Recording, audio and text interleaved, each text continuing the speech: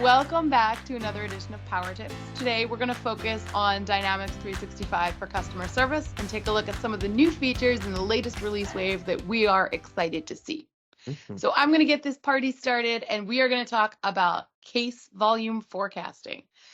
I thought this one was kind of interesting because the public preview has been live on this since April 28th, 2023, which is a long time for something to still be in preview. So that's the case volume for the forecast for daily case volumes, daily, weekly, and monthly for up to 6 months. What's new in the release notes is 15-minute intervals using historic data.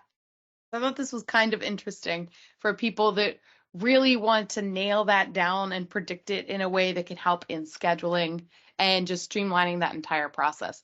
Furthermore, you have these cool reporting capabilities where you can drill down and evaluate your data by the channel from where your cases are coming in and the queues that they're coming in from, and automatically detect seasonality from the historic traffic and those 15-minute intervals. Isn't that cool? It is so cool. I love that. Anytime you can, I think I said this last week too, or the last one. Anytime that we can give people insight into what's happening and what's likely to happen so that they can appropriately plan, to me that is worth its weight in gold because it just gives us the ability to plan, right? Which is amazing to me. Love it. Yeah, and the fact that it's been in public preview for so long makes me think that this is going to be really awesome when it hits GA in June of this year. Let's hope. I did also want to highlight, since again, this has been in preview for a while, there's a lot of documentation about the existing functionality out there. And there were some what I call rules, warnings, and gotchas that I thought I would highlight. So first of all, you can only access this through your customer service workspace or Omnichannel for customer service apps. It is not available in any of the other apps if you are using them, and it's not available in any custom model driven apps that you've created on top. If you're having a problem seeing this, if you've already opted in to the public preview fancy things and turned it on in your environment and you still can't see it, take a look at your read permissions on this table because it's called out in the release notes. So I figure that is a problem that a lot of people are seeing. There is a big warning in the documentation that says forecasts may misstate volume estimates for many reasons. So that means don't just trust the data, right? That's what we're seeing a lot in all of the AI that's embedded inside of the apps here. Yes, this is awesome stuff, but validate it before you trust it. It is not available everywhere. There's a list of about a dozen geographic locations that does support this. So again, if you're not seeing it, just check and see if you're outside of that geographic location. And again, opt in to test and only testing your sandbox. Please don't put this in production yet. It's changing too much. And that's all I got about forecasting. Do you guys have any thoughts on this one? I wonder, so this is great because I've seen people rolling out the sales forecasting and a lot of them are asking like, can we do this for other things? And you can to some degree, but this feels like it's obviously customer service specific, which is great. I wonder if they're going to blend those two things together at some point in time, the overarching forecasting tool, and bring the two of them together somehow. So that's my only thought, which is kind of not worth anything. It's just a thought. It's worth a lot. It's an interesting thought. They are culling together very different tables, though. I wonder how that would work. I agree. Yeah. The forecasting app coming soon. Okay, I have a few features to talk about. Copilot. Have you guys heard about that? Copilot? So there's a whole bunch of new features that are listed for Copilot. Not all of them, well, most of them don't have any screenshots or anything like that for us yet.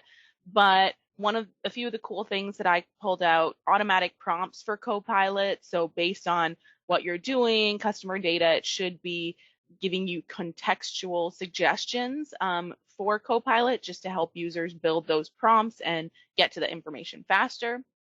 Also, more relevant filtering within Copilot. So based on the business line or again, customer information, filter the results or filter the information that's returned to help make sure the agents get the information they need. And then combining that with easier validation through more transparency. So citing the source and, hey, where did I get this information? Where am I using this stuff? So that I can make sure that my agents know where it's coming from so they can validate it. Because, you've heard us talk about before, it's Copilot, not autopilot, right? We want to make sure that the agents are still validating that data. They're making sure it, makes sense before they put it in front of the client. So those are some cool Copilot features. What do you guys think about these? I like the automatic prompts. That's Yes. interesting. I like the bottom one. I like that validate one with more transparency. And I've been playing around with not Service Copilot, but the M365 Copilot a little bit, and noticed that it's citing a lot of stuff. Every recommendation, every action item is tied to something. And I find that really helpful because you can click it and it gives you a quick synopsis of, I grabbed this from here because it's not perfect. Like it is making some mistakes and it is grabbing weird stuff. So be able to link it back to the exact point in time where it's gathered that thing and then say, that's actually not quite what it was, but we can edit it so that it's accurate. That I think the more we can reference where it's coming from, the better. So that's cool. Like it. Right. Yeah, and it encourages agents to do that double check, right? Yeah, absolutely. They just seeing that there.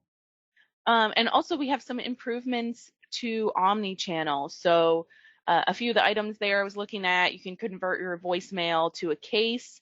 So you don't need somebody to be listening to that, but just it magically becomes a case. Also, I believe we saw this on the sales side as well, but masking sensitive data, right? So if you have data that you don't want certain people to be able to see, or you just want to make sure it doesn't get into the wrong hands, you can mask it so the whole data isn't visible to people, which is something we've been asking for a long, long time, right? And then finally, we can use skills in a like transfer scenario, right? So skills are used in unified routing to find the best agent to handle a case. But now we'll also be able to use those skills to say, hey, I need to escalate to someone, or I need to bring someone in to help me find that right person. And so I think there'll be a lot of power in that to get agents the information that they need and be able to, work with other people on their team effectively. Very cool. Those are all really good updates. Yeah, lots of cool things. I wonder if the use skills is like swarming was a thing that had a bit of hype and then it's kind of sitting there. I think it's actually technically still in preview too. And has been for a really long time, I think, or maybe it's GA. Either way, it's a thing that use skills to find agents, right? Seems a little bit different because it's more so just identify those who could help me versus pulling actual people together. But I wonder if that's a blending of function and we're going to see swarming kind of go away in favor of that. Yeah, I think that would make sense. And it'll be interesting also to see how this works, if it also takes into account like the agent bandwidth and those kind of things that come into effect in routing, right? Am I just using their skills, or am I also seeing like who has capacity to take on these things? Yeah, good call. Yeah. Heidi, over to you. Oh no, Malcolm, over to you. I just forgot. Forgot already. So kind of a busy slide, so sorry, but it was it's what I picked. So this enhanced attachment experience, it feels so antiquated to be like, ooh, attachment functionality. But I think that there's some really cool stuff here. So in the bullet points, allowing agents to drag and drop attachments. I hope that this functionality extends to the SharePoint integration too, for those that use it, because that's long been that. And if you're listening, Microsoft, a preview function, so you can just see the record, the file that you want to preview. That would be really great too, just FYI. A reminder is sent to agents if they forget to include. So we already see that in Outlook, right? You send something and you reference an attachment and then you don't put it there, because I'm sure some people do that. I probably never do, but yes, I do all the time. And so it's going to flag that, right? And it says, like, don't forget, you set an attachment and you didn't put something on here. So that's really cool. Interesting that it's going to send them a reminder, right? A reminder is sent. So I assume that that's some kind of notification after the fact. And so I hope that changes, or I'm misinterpreting and it actually means before we send it, I'm going to tell you that you forgot the attachment, because it would be weird to say, by the way, you sent this email and you forgot to attach it. So we'll see how that plays out. And then agents can copy attachments from one email to another, allowing them to reuse things, which I think is great. Although it begs the question for me, aren't they using knowledge base with the articles and things attached, and having that document attached to kind of like a template? But I guess maybe not. So anyways, you can see a couple other points. I won't read through them all, but there's cool stuff in there. So I think that's a really neat one. Is antiquated as attachments maybe is, I think it is a cool set of enhancements to roll out. So that's good for that one. I'm not sure what you guys think. I wonder Yeah, if I this is think going to result in people's storage shooting up, Yeah, right? right? Like, so if I'm an agent, I'm not thinking twice about attaching things, right? Oh, let me put everything in here so everyone can see it. Mm-hmm. But as a system admin, I'm like, oh my God, I need to get a third-party tool to strip these attachments and put them somewhere else. Yeah. So that could be dangerous if you don't have anything in place now to limit the attachment size. Yeah, good call. especially that one that's copying between emails, because I assume it's still saving 2 copies of that attachment, even though it's 2 different, even though Yeah. it knows it's the same attachment. Yep. Yeah, the word copy there implies that, certainly. So Mhm. interesting. Good call-outs. And then overflow handling. So this one I thought was really cool because so you get like a call center scenario and there's a spike and people can't respond, right? You only have so many agents on and there's this spike happening and people can't respond. We now have the ability to do things like you see in the image on the right. So wait time in the queue exceeds 5 minutes. Go ahead and move this to a different queue or take some kind of automated action against that, which I think is awesome because especially in the customer service realm, right? We want the best customer service possible. And I'm sure we've all been on scenarios where we've been on hold for a long period of time and it's frustrating. So if we can do something to shuffle those around and get somebody on the phone with them sooner than the system was going to allow because of the delay, then that would be great.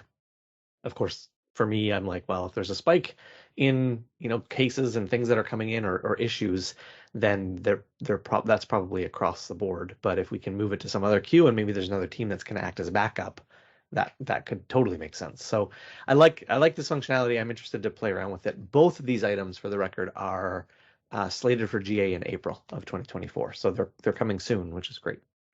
Nice.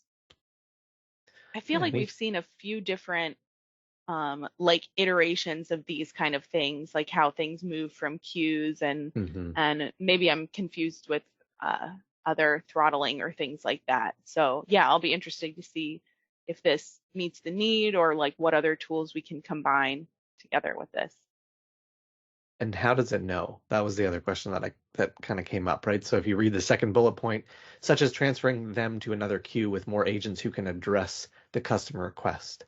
So how do we know, right? And that's probably organizational specific because, that team can support this. And I assume many cases, many support teams cross-train so that a scenario can play out. Like, if this queue gets full, this team can support them on those kinds of issues. But I wonder if that gets baked in here somehow, or if you're just pushing it. It looks like you're building it. I assume if you pick to transfer to a queue, you pick which queue or queues to send it to. So I assume that's how that works. But again, we'll be happy to play with it. That feels like a really good fit for a future Copilot functionality. Yeah. Transfer to a different queue, selected by Copilot. Yeah, makes sense. Great. Awesome. Well, any other thoughts, guys? Good. Well, we hope you enjoyed our episode of Power Tips and our interpretations of the things that we're excited about in the customer service 2024 Wave 1 release. And so I think we'll be back with, is it field service we'll do next, I assume? And perhaps, maybe, or we'll surprise you and do something different. Have a great day, everybody. Thanks for watching.